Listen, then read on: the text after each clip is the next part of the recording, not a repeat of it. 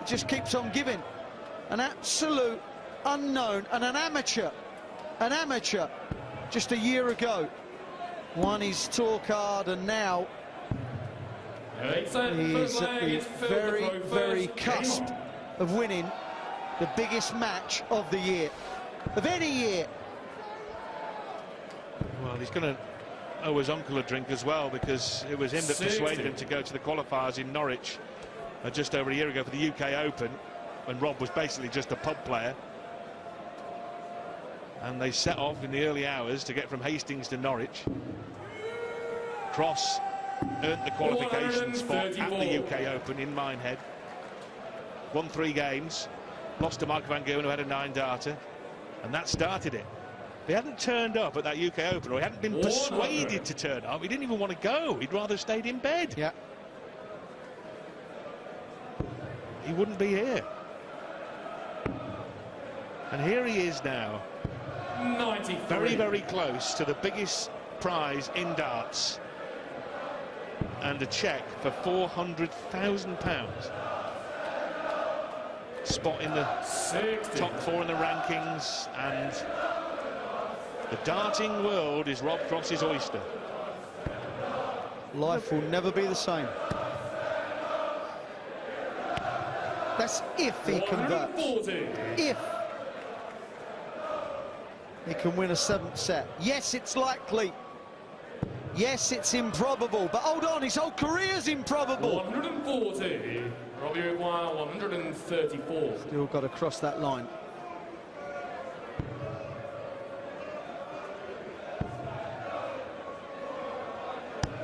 Philly Maguire, 141. 60, 57, 24. He missed this combination to hit the 9-darter. 94. Well, the last dart was Robbie Maguire, 76. just kind of thrown away. Not even aimed at the target.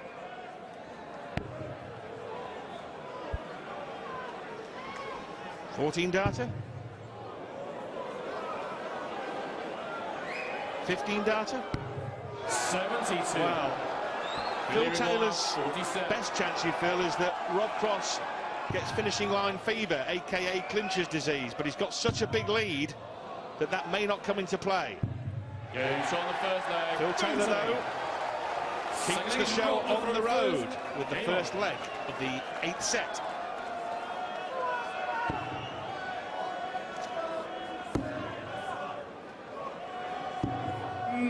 There will be a moment when Rob Cross thinks, hold on, I've got this.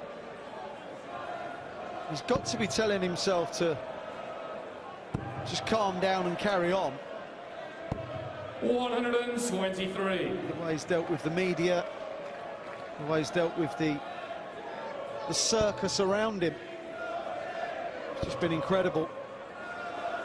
But what's 60. the most incredible thing is the way he can play darts.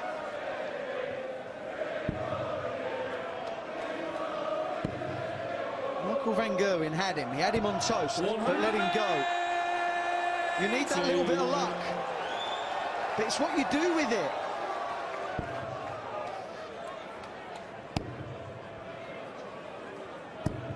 $140.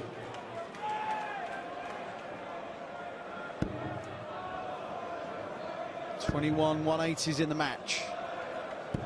155. Philt Taylor, it's in treble 5s and 5s again. Before this final, Phil had thrown a 5 or a treble 5 87 times. 97. Philly Maguire, 63.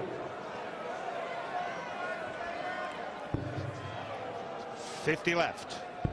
32 left. Double 16 for a 2-0 lead in this set. It goes. Second leg, Philt. Third leg is Phil to throw first. And with that double 16, Philt Taylor has now won half as many legs as Rob Cross. That's how dominant Cross has been. Taylor's 9th successful leg. Rob Cross has won 18. $140.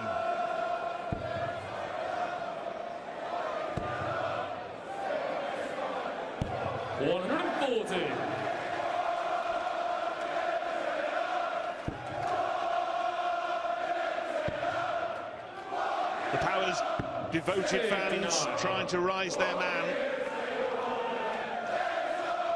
Well, they still believe. Yeah, but do they?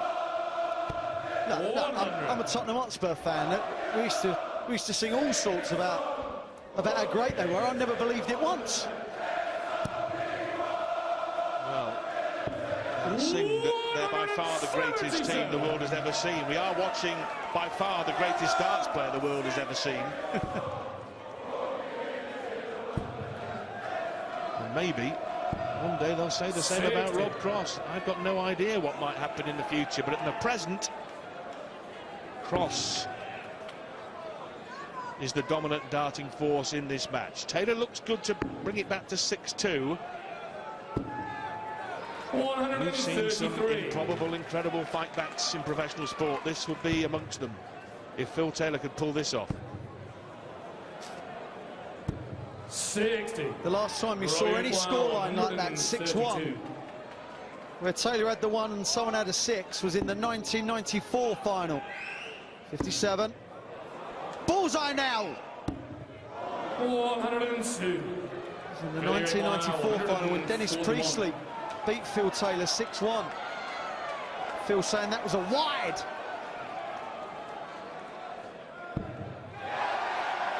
For the set. 109. Robbie require 30.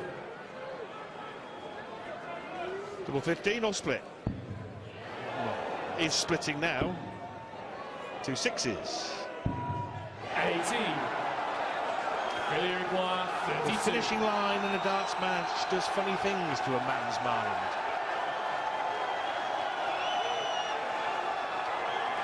This is for the set here for Philt Taylor.